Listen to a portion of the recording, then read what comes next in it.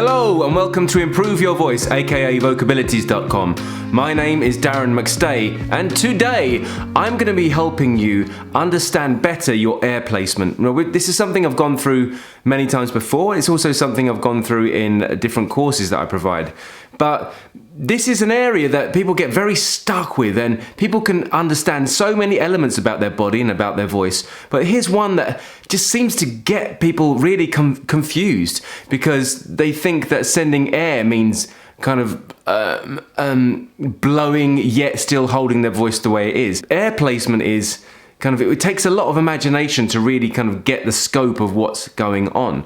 Now, just for example, in Finland, they speak very much with the air placement back in the throat, and it's down here, so sound doesn't get to travel so well.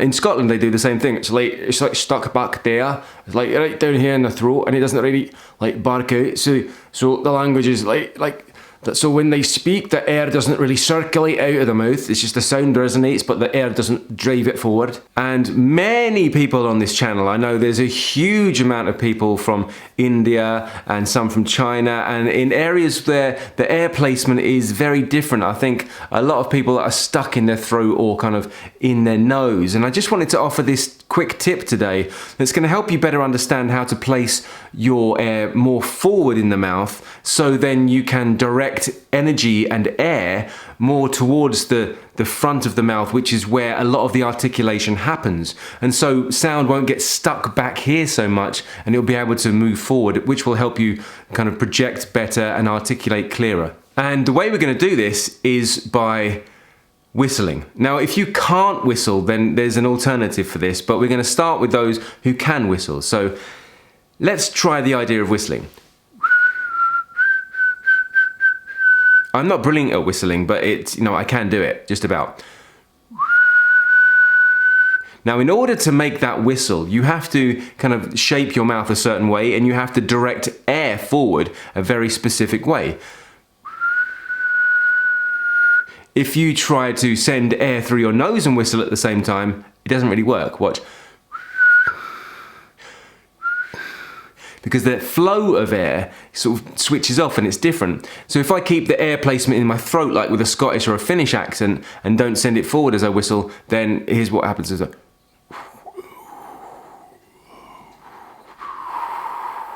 Very hard to do. I'm sure it would be possible. But when people whistle, you have to send the air forward. You just have to, otherwise you can't send that sound and create that sound, because to create a whistle, you have to kind of shape certain things in your mouth and tongue and lips and teeth a certain way to be able to create that sound. That's just how it is. And also, if you're trying to speak better English or have an accent which is closer to that of RP or native English, then you really want to be able to send your air placement forward. Now, the perfect placement for this is the gum ridge, which is just behind the top teeth. You can feel it with your tongue. It's like a bump behind your top teeth. That's the ideal placement, but we can move back to that. It's easier to go back to that than it is to kind of go from your throat or your nose towards that if you don't quite understand it. So whistling first. Oh yeah, and if you can't whistle, just imagine that you're blowing out a row of candles, just gently. Not too hard, just nice and easy. And if you can whistle, whistle. Now what you're going to do is actually bring your vocal folds together. Last week we talked about vocal onset, and if you haven't seen that video, it's right there for you. And that's how kind of sound, the vibrations, the vocal folds start coming together to create sound, and the very beginnings of words and the very beginnings of sentences, and how we attack sound, like from being nothing to sound. So this is going to be quite airy, and we just want air to flow. Then we're going to add in the vocal folds.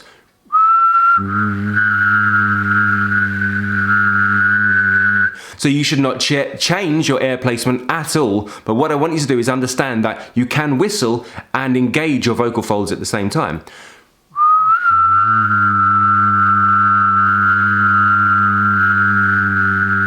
Now, if you can do that, then you can understand that you can blow out candles and engage your vocal folds at the same time.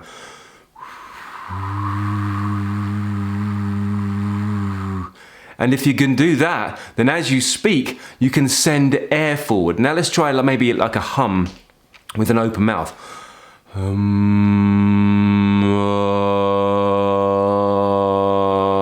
So then as we speak, you can try to keep air moving forward like this. Forward, forward, forward, and not get stuck back here in the throat. Or maybe be too nasally up there. You can just have a nice flow, even flow of air. And speak on that air. So run through the steps again. Either blow or whistle.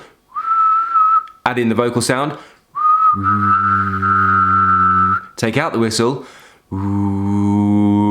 And then start to speak and keep your flow of air going towards that place, forward and out. This is going to help you produce a much more English sounding voice. This is going to help you articulate clearer and focus the attention more towards the lips, the teeth and the tip of the tongue, which is perfect for RP and for that classic English sound. And once you've got that flow and that air going really forward like that, you want to make it a little bit less wispy and kind of bring the attention back just behind your top teeth.